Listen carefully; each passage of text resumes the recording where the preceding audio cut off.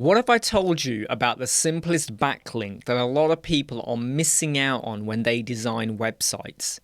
I'm talking about the footer, where hopefully with permission from your clients, and it's good to let them know you are going to do this, is where you mention who the website was designed by. Designed by Web Squadron.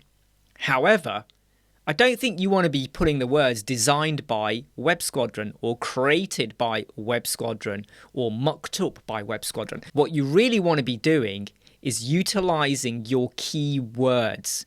So look at your website. What are the main keywords? And it doesn't even have to be your main keyword. It can be one of your important key phrases. Business website design was one of our main keywords.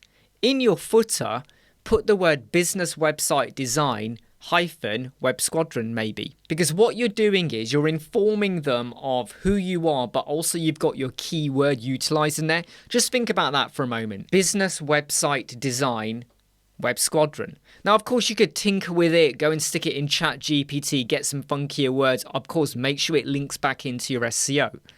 But in the footer, if you're not already putting in who you are, you're missing out. Because even if you were to just put the word Web Squadron, someone might go, oh, I like this website, click it, and it could potentially lead to a lead or a referral.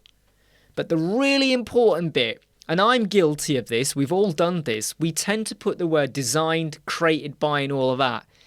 Switch it around.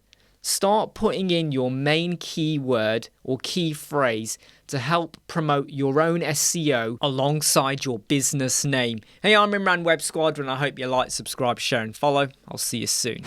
Never break, always fight, never quit, do it right, play the game, win it life, have no shame, there's no time, feel the pain, live the grind, I could change, in my mind, pick a lane, commit and climb, the only way to win it life, I never miss, that's fact, taking big swings, bitch, hand me the bat.